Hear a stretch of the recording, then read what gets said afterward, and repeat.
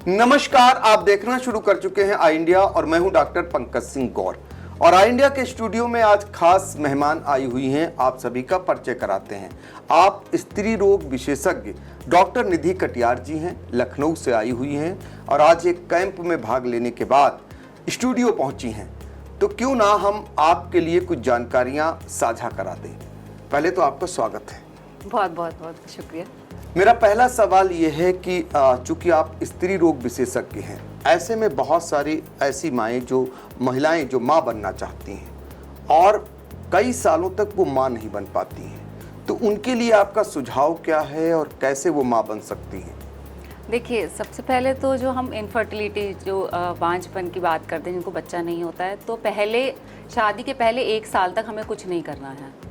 1 साल के बाद हम उनको इनफर्टिलिटी के लिए बोलते हैं कि इनफर्टिलिटी का चेकअप कराएं और उसका ट्रीटमेंट उसके बाद ही स्टार्ट होता है। और अगर दूसरे बच्चे के बाद अगर नहीं हो रहा है, पहले बच्चे के बाद अगर दूसरा बच्चा नहीं हो रहा है, तो 6 महीने तक हम इंतज़ार करते हैं। 6 महीने के बाद हम उनका पूरा वर्कअप कराते हैं। तो मतलब इस तरीके से वो करा सकती हैं जिन लोगों को बच्चे नहीं हो रहे हैं। हाँ। अच्छा, बहुत सारे ऐसे लोग होते हैं जो कई सालों बाद उम्मीद लगाते हैं कि अब उन्हें एक बच्चा हो जाएगा, एक बेबी उनका हो गया और उसके 10 साल बाद फिर सोचते हैं कि एक बेबी और हो जाए, लेकिन उस समय उन्हें दिक्कत आती है। तो ऐसे में क्या करें वो?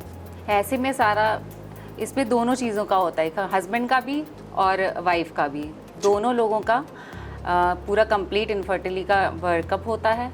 उसके बाद में ही हम जो आखिरी हमारे पास ऑप्शन रहता है IVF, जी जी, हाँ, उसकी तरफ जाते हैं। उससे पहले हम IUI रहता है और मेडिसिन से रहता है। आखिरी वाला जो ऑप्शन है वो है IVF। वो सफल है IVF?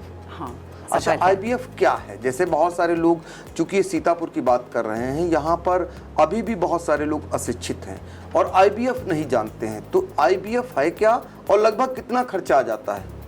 IVF देखिए, इसमें हम करते हैं कि अगर जो फीमेल है उसके अंडे बन रहे हैं तो हम उनका अंडा लेते हैं और अगर हस्बैंड के शुक्राणु ठीक हैं, सब कुछ ठीक है, तो उनके स्पर्म्स लेकर के हम बाहर एक मीडियम में उसको फर्टिलाइज कराते हैं और फिर उसके बाद में उसको हम यूट्रस में बच्चेदानी में डालते हैं। जी। कुछ स्टेज बाद जब वो जाइगोट जिसे कहते हैं, एम्ब्रियो, तब हम उसको इम्प्लांट करते हैं और तब थोड़ी दवाइयों से और एक्स्ट्रा हार्मोन से तब हम ग्रो करते हैं, तब बच्चा प्रेगनेंसी कंप्लीट होती है। तो सफल है ये प्रणाली? हाँ हाँ, सफल।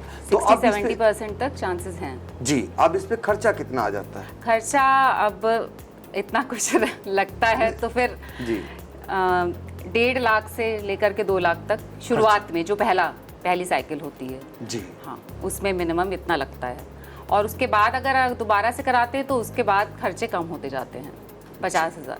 जी। तो देखिए, IVF को लेकर के बहुत सारे ऐसे लोग जो संतान पाना चाहते हैं और नहीं हो पा रहे हैं उनके कोई बच्चा, तो IVF की जो प्रणाली है वो काफ़ी सक्सेस है। आपके मुताबिक 70 से 80% ये सफल है। कितना खर्चा होता है ये भी आपने बता दिया। डॉक्टर साहब, हम ये जानना चाहेंगे कि जुड़वा बच्चे की तमन्ना बहुत लोगों को होती है। हाँ, जो IVF में है वो हम 2 ही एम्ब्रियो डालते हैं। अच्छा। हाँ, ताकि अगर एक खराब हो जाए तो एक तो रहे सफल होने के लिए। अच्छा, नेचुरल वे में ऐसा कुछ होता है कि जुड़वा हाँ, बच्चा? नेचुरल में भी ट्विन्स होते हैं। अच्छा। ट्विन प्रेगनेंसी होती है। जी। हाँ, लेकिन वो दोनों के पहले से तय हो जाता है या फिर ऊपर वाले का करिश्मा होता है? हाँ, ये तो ऊपर वालों के ही। हाँ। अच्छा, ये ऊपर वाले का और ही ये करिश्मा जो IVF में है उसमें हम लोग खुद से ही डालते हैं, 2 एम्ब्रियो इम्प्लांट करते हैं। अच्छा, तो ये तो हो गया बच्चों को लेकर के, जो नवजात होते हैं कैसे हों, आप कैसे संतान का सुख पा सकते हैं। डॉक्टर निधि कटियार जो लगातार हमारे साथ बनी हुई हैं, स्त्री रोग विशेषज्ञ हैं, लखनऊ से आई हुई हैं। ऐसे में स्त्रियों को लेकर के जो खासकर जो प्रसव पीड़िताएं होती हैं, वो किन किन समस्याओं से जूझती हैं और उन्हें क्या क्या सावधानियां बरतनी चाहिए? गर्भवती महिलाओं के सबसे पहले तो शुरुआती दिनों में, शुरुआती 3 महीनों में उनको उल्टियाँ, थकान, बुखार बताती हैं, तो ये सब नॉर्मल है। अच्छा। हाँ, ये सारी चीज़ें नॉर्मल है। अगर बहुत ज़्यादा उल्टी आ रही हैं, एक्सेस में आ रही हैं, उनको चलना मतलब बिस्तर से भी नहीं उठ पा रही हैं और बुखार 100 से ऊपर जा रहा है, तो ये साथ में मतलब कुछ और भी मेडिकल हो सकती है दिक्कत, तो उसके लिए उनको आना पड़ेगा हॉस्पिटल। और वैसे भी जैसे ही कंसीव करते हैं या प्लानिंग कर रहे होते हैं कि बच्चा हमें चाहिए, तो उसके 3 महीने पहले आकर के आपको डॉक्टर को दिखाना है, क्योंकि कुछ दवाइयाँ हैं जो प्रेगनेंसी से पहले, कंसीव करने के पहले और प्रेगनेंसी के बाद और डिलीवरी के बाद तक चलती हैं, तो उनको रेगुलर ANC चेकअप में दिखाना ही दिखाना है। अब मेरा सवाल ये है कि जो गर्भवती महिलाएं होती हैं उन्हें किस मंथ से उन्हें क्या क्या सावधानी बरतनी चाहिए? शुरुआत में जैसे उन्हें पता चलता है कि उन्होंने कंसीव कर लिया है, प्रेगनेंसी उनकी कंफर्म हो गई है, तो उन्हें भारी काम नहीं करना है, खाना खाना है, थोड़ा थोड़ा खाना है, 2-2 घंटे के अंतराल पे खाना है, ताकि उनको उल्टी और जी में चलाना ये सब कहते हैं वो ना लगे। और ज़्यादा लंबा ट्रैवल नहीं करना है, झटके लगे इससे बचना है, भारी काम नहीं करना है, इन सब चीज़ों से बचाव रखना है 3 महीने तक। 3 महीने तक हाँ। देखिए आपको सावधानी रखनी है। वो लोग जो गर्भवती महिलाएं हैं, एक चीज़ और जानना चाहेंगे, पेट में पल रहे बच्चे को लेकर के एक सामान्य रूप से अब ये कहा जाता है कि पहले जो है एक सामान्य प्रसव हो जाता था, अब ऑपरेशन की तरफ ज़्यादा जोर दिया जाता है। कैसे सामान्य प्रसव हो, क्या उन्हें करना चाहिए उन महिलाओं को? नहीं, ऑपरेशन के लिए जोर नहीं दिया जाता। आजकल इतनी ज़्यादा प्रेगनेंसी के साथ इतनी ज़्यादा कॉम्प्लिकेशंस आ गई हैं साथ में कि वो इंडिकेशन बन जाता है सिजेरियन का। और नॉर्मल डिलीवरी के लिए आप नॉर्मल अपना सारा काम कर सकते हैं, घर का सारा काम कर सकते हैं, और आजकल पेल्विक मसल एक्सरसाइजेज और ये सब भी शुरू हो गई हैं, तो वो भी आप आराम से, वो यूट्यूब पे और सब पे हैं अवेलेबल, उस पर आप टीवी पे देख करके या फिर अपने डॉक्टर से पूछ लीजिए कि क्या एक्सरसाइज कर सकते हैं क्या नहीं। अगर सब कुछ ठीक रहता है, आपका बच्चे में कोई दिक्कत नहीं है और बच्चा नीचे का रास्ता सही है, सब कुछ सही है, तो नॉर्मल डिलीवरी ही होती है। अच्छा डॉक्टर साहब, एक और सवाल, आयुष्मान जो कार्ड है ये कितना लाभ कौन कौन लोग पा सकते हैं इससे? हाँ, आयुष्मान, हमारा हॉस्पिटल एलीट हॉस्पिटल जो लखनऊ में है उसमें आयुष्मान कार्ड है। आयुष्मान कार्ड धारकों के जिनके पास है कार्ड, उसके अंदर नॉर्मल सिजेरियन डिलीवरी दोनों हाँ, दोनों की सुविधा है। उसमें कोई उन्हें खर्चा नहीं हो रहता है, उसमें खर्चा सारा सरकार वहन करती है। अच्छा, अगर उनका आयुष्मान कार्ड चल रहा है, बना हुआ है मरीज का, तो उसके अंदर डिलीवरी होती है। तो वो कहाँ आए, किस हॉस्पिटल में, उसका एड्रेस क्या है, कहाँ पहुँचे वो लोग? मेरा हॉस्पिटल एलीट हॉस्पिटल है लखनऊ में, सीतापुर रोड पे, तो आप वहाँ पे आ सकते हैं। 24 घंटे इमरजेंसी सर्विसेज सब हैं, तो आकर के दिखाएं जी और लाभ उठाएं। बिल्कुल। तो मेरा आखिरी सवाल अब आखिरी सवाल ये है कि स्त्री रोग विशेषज्ञ डॉक्टर निधि कटियार जी से कि आपके पास बहुत सारी ऐसी महिलाएं आती होंगी जो गर्भवती महिलाएं हैं, आज के युग में सबसे ज़्यादा किस समस्या से वो ग्रसित रहती हैं? कि सबसे ज़्यादा तो हाई ब्लड प्रेशर, और एक तो जो कंसीव करते हैं वो काफ़ी ज़्यादा एज में करते हैं, तो BP और शुगर। तो किस एज तक करें? सबसे ज़्यादा इम्पोर्टेंट है कि 30 साल से पहले। अच्छा, हाँ, तो लोग 35 साल में शादी ही कर रहे हैं, वही इसीलिए कह रहे हैं। अच्छा। वही दिक्कतें आ रही हैं, बच्चे में भी दिक्कतें आती हैं इसीलिए जी।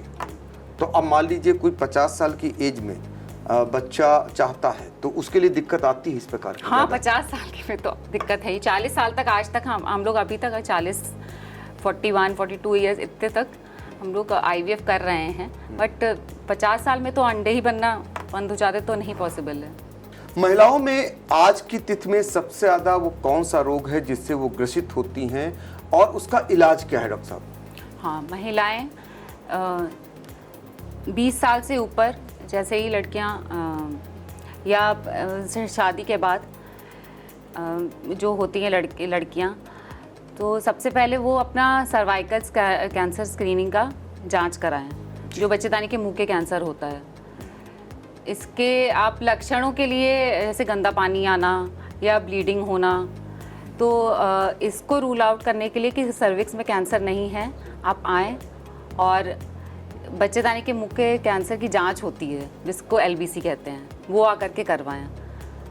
तो ये सबसे ज़्यादा ज़रूरी है, स्क्रीनिंग करना।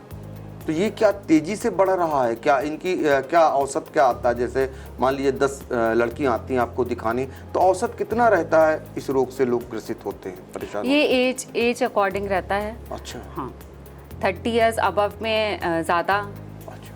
हाँ, एंड 40 इयर्स अबव में उससे भी ज़्यादा। लेकिन आज की डेट में सबसे ज़्यादा यही रोग है महिलाओं में। हाँ, सर्वाइकल कैंसर और ब्रेस्ट कैंसर। तो ये कितना खतरनाक होता है आगे चल के? ये खतरनाक की मतलब अगर मान लीजिए ये कैंसर समय रहते इलाज नहीं हुआ तो क्या जान भी जा सकती है? हाँ, इससे तो कैंसर है तो फैल ही सकता है, फिर फैलेगा ही। तो किस सबसे ज़्यादा जी किस स्टेज में उन्हें ध्यान देने की जरूरत है शुरुआती दौर में? शुरुआती ही स्क्रीनिंग सबसे ज़्यादा इम्पोर्टेंट है, सबसे ज़्यादा इम्पोर्टेंट है स्क्रीनिंग। तो देखिए ये जो महत्वपूर्ण जो बात बता रही थी आप, सबसे ज़्यादा जो महिलाओं में ये रोग पाया जाता है, इसके लिए आपको शुरुआती दौर में अगर आपकी स्क्रीनिंग हो जाती है तो जो गंभीर बीमारी बनती है जिससे आपकी जान जा सकती है, उससे आप बच सकते हैं। तो देखिए बहुत सारी ऐसी महिलाएं और बहुत सारे ऐसे पुरुष जो संतान चाहते हैं, उन्हें कैसे संतान प्राप्त हो, क्या क्या सुविधाएं सरकार की तरफ से मिल सकती हैं, आईवीएफ के लिए कौन लोग जा सकते हैं और ट्विंस बच्चे कैसे हो सकते हैं, तमाम ऐसे सवालों का जवाब लखनऊ से आई स्त्री रोग विशेषज्ञ डॉक्टर निधि कटियार जी ने दिया। आपका बहुत बहुत स्वागत है।